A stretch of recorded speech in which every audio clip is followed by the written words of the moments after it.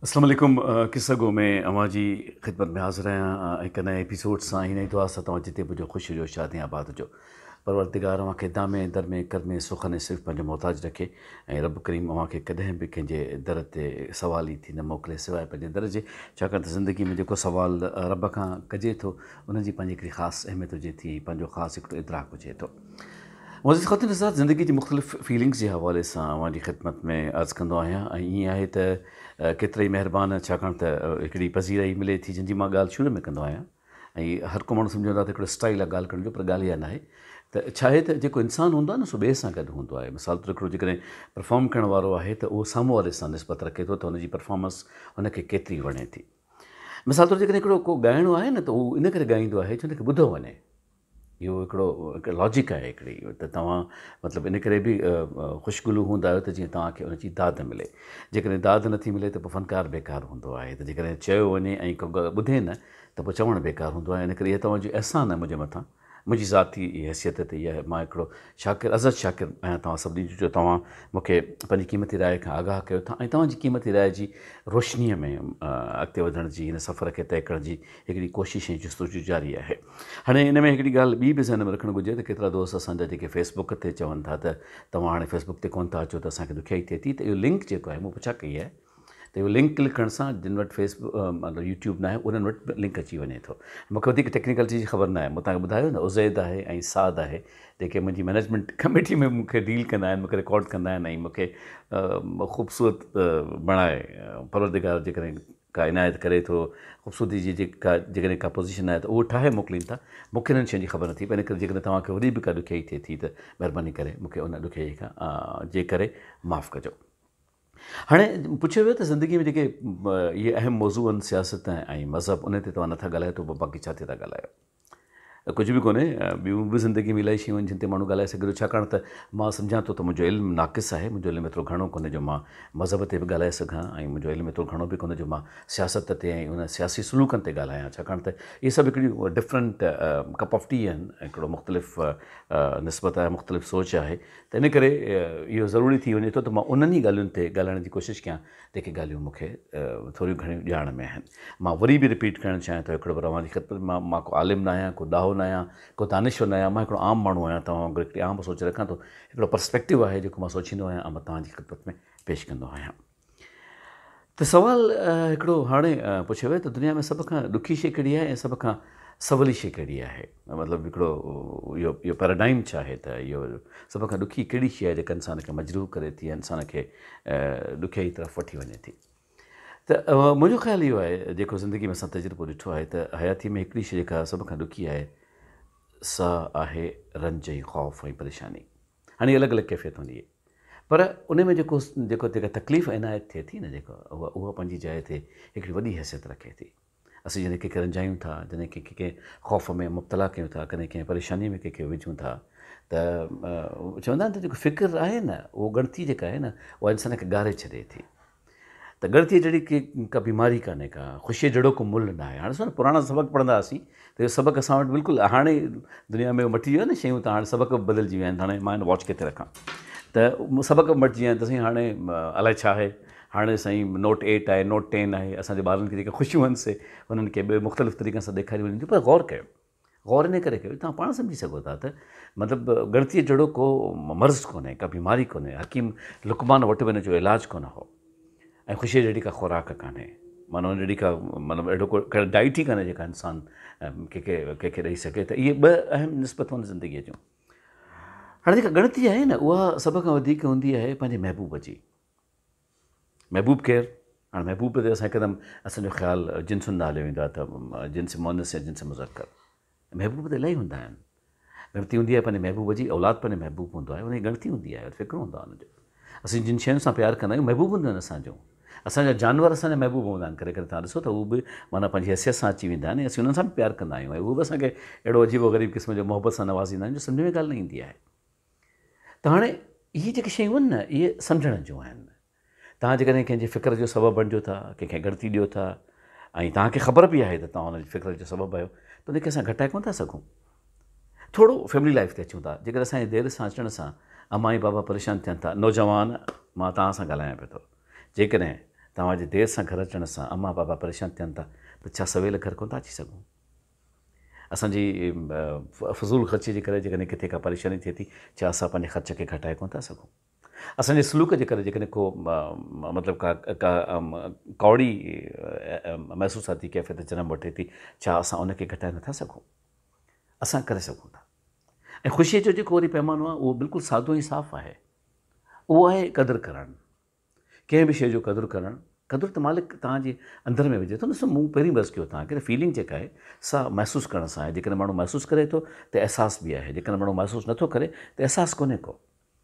अलाए केतिरा माण्हू आहिनि जेके पंहिंजे हिसाब सां हलंदा आहिनि, उन्हनि खे कोई अहसासु ई कोन हूंदो आहे त असां कहिड़े इशू में आहियूं। पर केतिरा माण्हू जेके तव्हांजे वेझो हूंदा आहिनि, तव्हांखे फील कंदा आहिनि, तव्हांखे महसूसु कंदा आहिनि, ऐं तव्हांजी जेका अगनाइज़ कैफ़ियत आहे, जेका तव्हांजी ॾुख जी कैफ़ियत आहे या सरख़ुशी जी कैफ़ियत आहे, उहा हमेशह माण्हुनि वटि उनजे अंदर में जाइ कंदी आहे। मूं तव्हांखे पहिरीं बसि कयो हुयो त केतिरियूं कैफ़ियतूं आहिनि जेके माण्हुनि खे पसंदि न ईंदियूं आहिनि। असां सम्झंदा आहियूं त उहे माण्हुनि खे पसंदि ईंदियूं आहिनि। मिसाल तौरु हद खां वधीक ज़हानत माण्हुनि खे पसंदि न आहे। वधीक ज़हीन माण्हू पसंदि न ईंदो आहे। इहो हुनजी जो वहम आहे हुनजो त मां माण्हुनि खे पसंदि अचां थो। जेके हुन सां गॾु आहिनि उन्हनि खां पुछो त उनखे केतिरो पसंदि अचे थो। वधीक हसीन माण्हू बि पसंदि न ईंदो आहे। इंटरनल जेलसी न हूंदी आहे, पर हुनजो वधाउ, सूंहं जो वधाउ तव्हां महसूसु कयो त मां पसंदि न ईंदो आहे। ऐं मथां वरी टी ॻाल्हि जेका हूंदी आहे न, उहा हूंदी अथव मतिलबु ज़हानत, सूंहं ऐं ख़ुशी। यार ॾाढो ख़ुशि आहीं, तव्हां नोट कयो? जुमिलो तव्हांखे कन में ईंदो आहे, तमामु घटि हूंदो आहे त ॾाढो रंज त रंज ई हूंदो आहे। पर ख़ुशी थोरी बि चहिरे ते हिकिड़ो को अक्स मुड़ी वञे न, को ईअं लहर अची वञे का, हिकदमि फील थींदो आहे यार अॼु ॾाढो ख़ुशि आहीं, माना तव्हांजी ख़ुशी महसूसु थिए थी। तव्हांजा जेके कलीग्स आहिनि, तव्हांजा जेके साथी आहिनि, तव्हां जेके गॾु आहिनि, उहे महसूसु कनि था त तव्हां में ख़ुशीअ जो केतिरो वज़न आहे। हाणे इहो मतिलबु इहो न आहे त हू को जलस थींदा हुजनि या नाराज़ थींदा हुजनि, पर बहरहाल इहे शयूं महसूसु थियनि थियूं। त मां अहसासात ऐं महसूसात जी ॻाल्हि पियो थो कयां अॼु। त गणतीअ जहिड़ो को कमु कोन्हे। जेकॾहिं असां कंहिंखे गणतीअ मां कढी अचूं न, बीमारी थींदी आहे न, छा जी गणती थींदी आहे? सिहत जी। दिलि चवंदी आहे त बसि जल्दी ठीकु थी वञे माण्हू। पैसनि जी खोट टोट हूंदी आहे, गणतियूं थींदियूं आहिनि। इंसानु घर न वेंदो आहे। गणती इंसान खे जीअं मतिलबु बर्फ़ खे कंहिं गरम पद जे साम्हूं रखिजे ॻारे छॾे, ईअं ई हूंदो आहे। ख़ुशी माण्हू खे जारे वठंदी आहे हिकदमि। उनखे जेको तव्हांजो थोरो हथु आहे न अहसास जो, मुहबत जो, थोरो भाकुर जो, उहो उनखे हिकदमि पिकअप करे वठंदो आहे। जेकर असां ॿिनि नंढड़ियुनि कैफ़ियतुनि ते सोचे वठूं न, उहो जेको कभी ख़ुशी कभी गम वारी ॻाल्हि न आहे। ॿिनि कैफ़ियतुनि ते सोचे वठूं न ख़वातीन हज़रात, असांजी ज़िंदगी जा अलाए केतिरा काज सरी सघनि था, अलाए केतिरा अहसासाती मौज़ू असां ऐं अव्हां जे हवाले सां अॻिते वधी सघनि था। हिकु दफ़े रिकॉर्डिंग त मोटिस पए त जेको असांजो आहे, जंहिं जाइ ते असां रहंदा आहियूं, उते जॾहिं असां आयासीं पए त महसूसु थियो त मतिलबु रस्ते ते गुल विखरिया पिया आहिनि ऐं मतिलबु कुझु थियो आहे हिते। त मां स्टूडियोज़ मां मोटिस पियो त मूं वटि पंहिंजो सामान हुयो। मां टेलीविज़न जी वैन मां लथुसि, बिल्डिंग में दाख़िल थियुसि त मूं ॾिठो त उते गुल जो घणा हुया। त मूं चौकीदार खां पुछियो त हीअ त हीअ का ॻाल्हि थी आहे छा? का मतिलबु का जंहिंजे वञे खां हितां वई आहे छा? अची न जंहिंजे खां न वई आहे।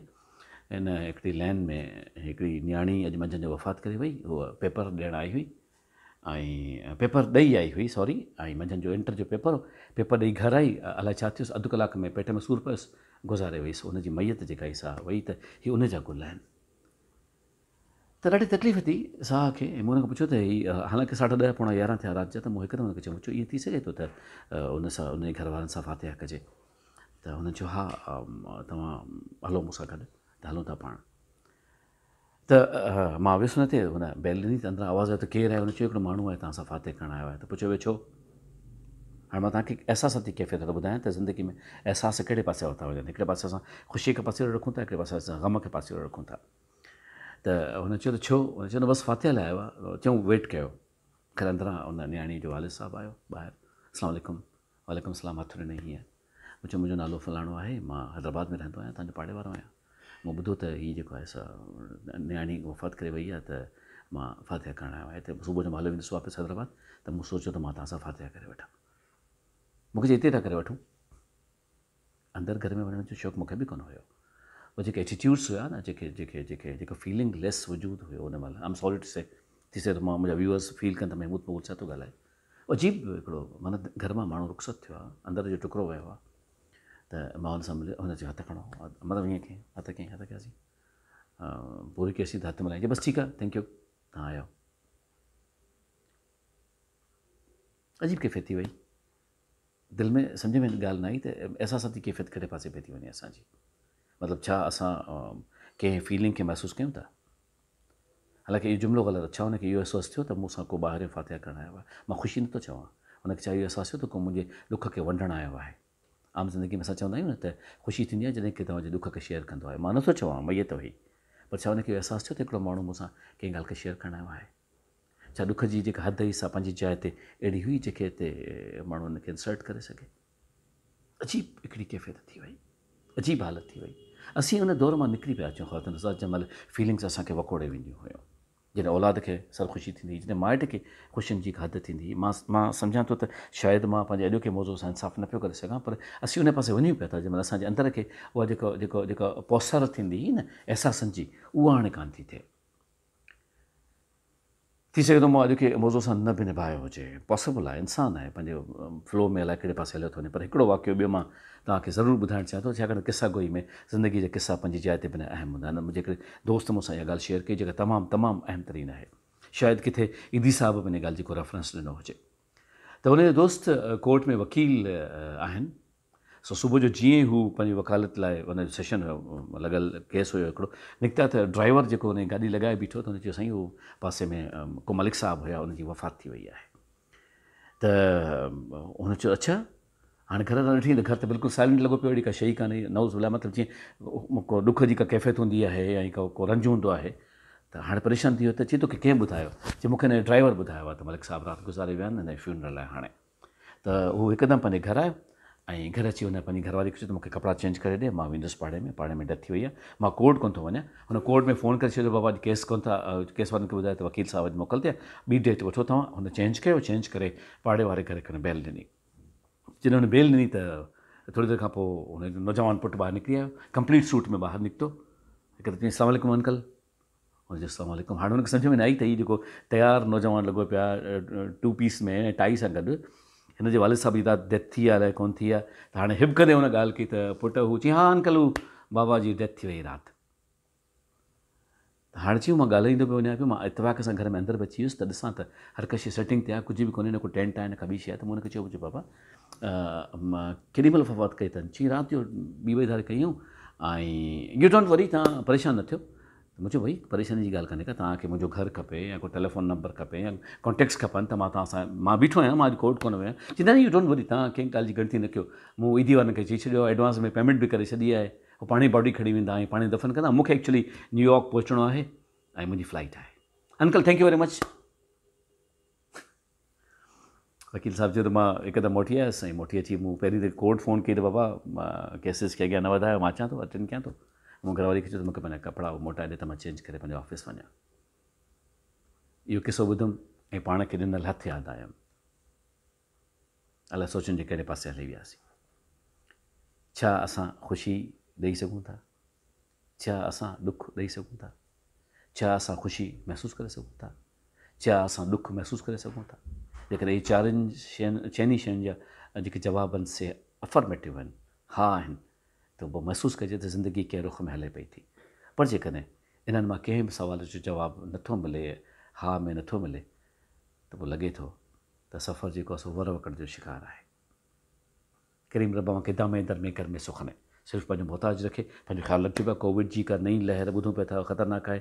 अलाह पाक तव्हांखे हिफ़्ज़ो अमान में रखंदो ऐं रब कंदो त तव्हां दामे दर में कर में सुख में सिर्फ़ु पंहिंजे रब जा मोहताज हूंदो। इंशा अल्लाह लज़ीम ईंदड़ हफ़्ते वरी मिलंदासीं। फ़ी अमान अल्लाह। अल्लाह भाई।